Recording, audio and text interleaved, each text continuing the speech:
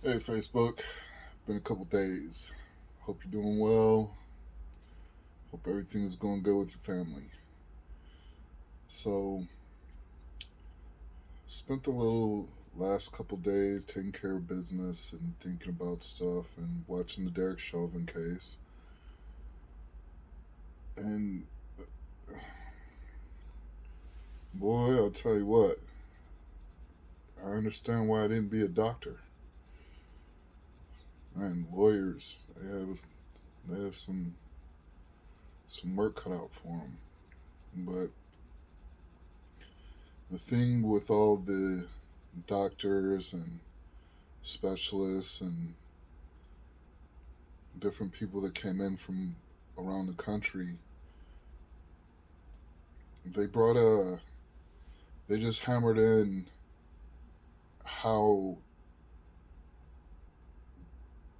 disconnected policing is. Um,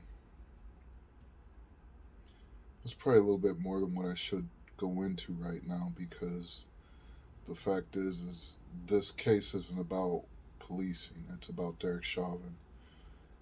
And before I say what I'm about to say, let's be very clear. Um, Derek Chauvin, in my opinion, is guilty of murder. There's nothing that any amount of facts will change that. Sometimes I'll speak and it'll sound like my opinion is that he's innocent. That that's not my opinion. Um,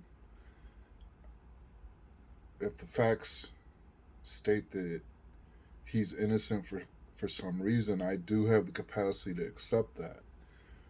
However, if it's based on any of the BS that we've seen over the last couple days, or last 2 weeks, I guess I should say, um, no, the state's done a pretty good job at showing Derek Chauvin's guilt, in my opinion. Um, on the couple of occasions where defenses probably had the opportunity to try and do the whole gotcha thing, that no, no. The only thing that's become more relevant is that either Derek Chauvin, he's a psychopathic narcissist that was wearing a badge, or he was an unqualified individual doing a job that he had no business doing, or he was qualified and disregarded the policies and procedures. There's there's a lot to process, but the main thing is to look at it as what it is, and it's Derek Chauvin killing George Floyd. Um, again, hats off to the defense. You, the defense is fighting an uphill battle. Uh, normal circumstances, I would be rooting for the defense.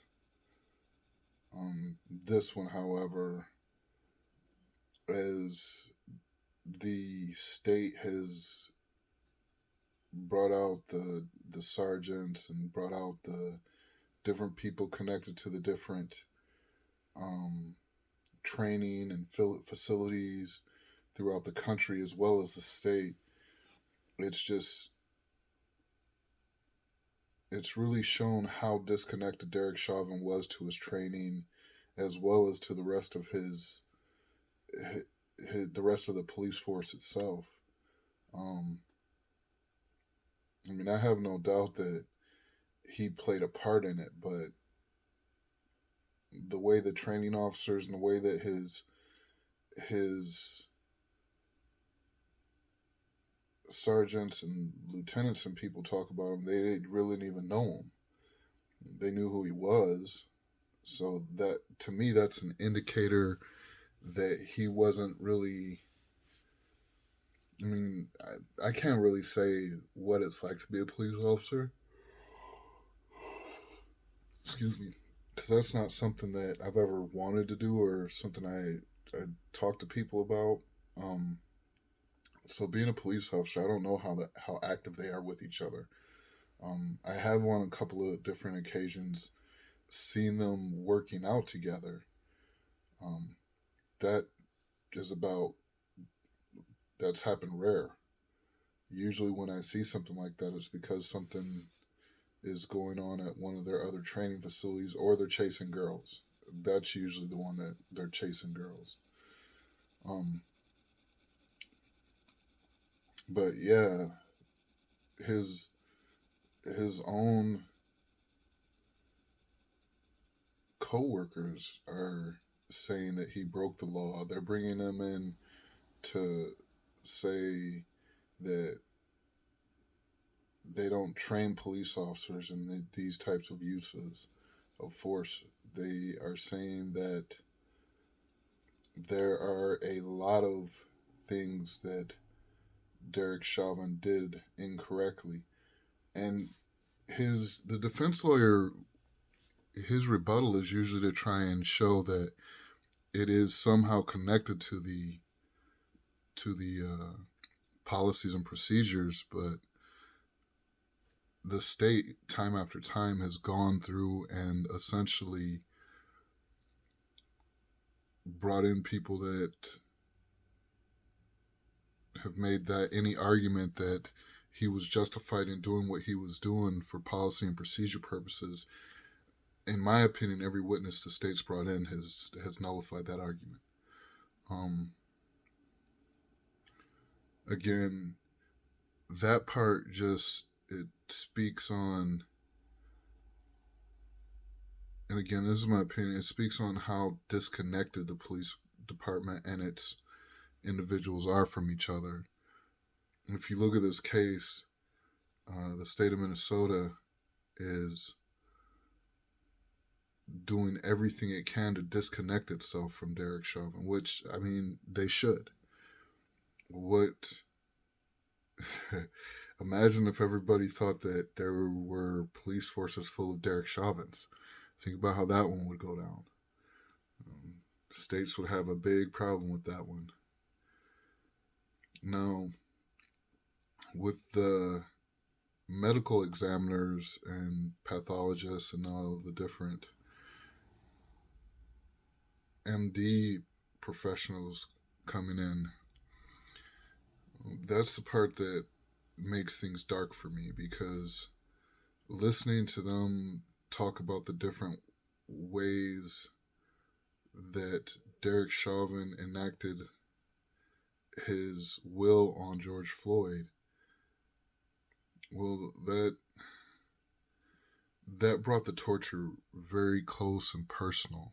Um, I say torture because as this trial has played out and I've watched the different things, that's what I'm starting to come to the conclusion of, is that this was a torture. This wasn't an arrest. This wasn't, I mean, it looks like an arrest, but we witnessed Derek Chauvin torture George Floyd.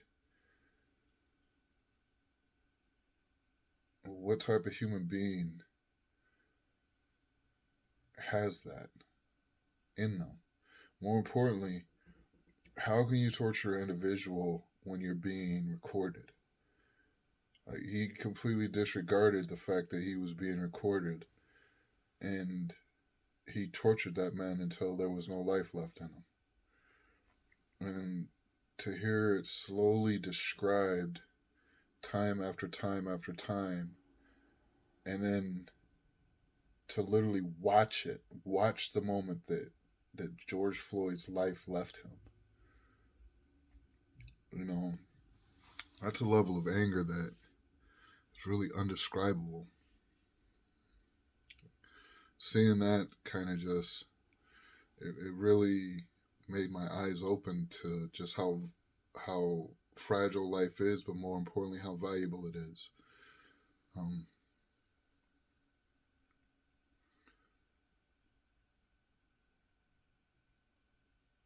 Derek Chauvin, he's ugly from the inside to the out. You know, when I was a kid, we used to say, you know, beauty is only skin deep, but ugliness, that's in the bone. And Derek Chauvin, he's one of those bone characters. You know, it's all the way to the bone. Um, he,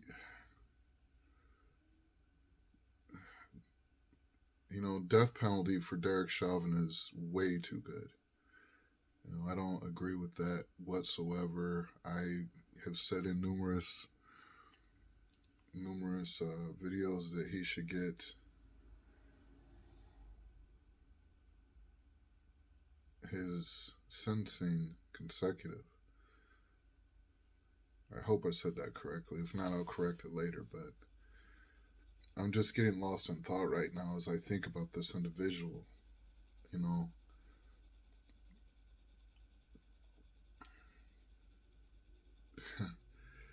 as I sit here and think about the total picture, which is incomplete because this isn't something that can be thought about right now. It can only be pieced together. I wonder how the laws in this country are going to change, how actions are going to change. Um, we're on the cusp of something.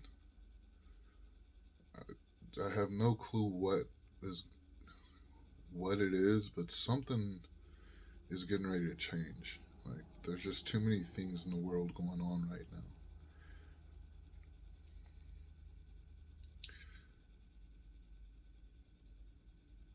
Derek Chauvin and George Floyd.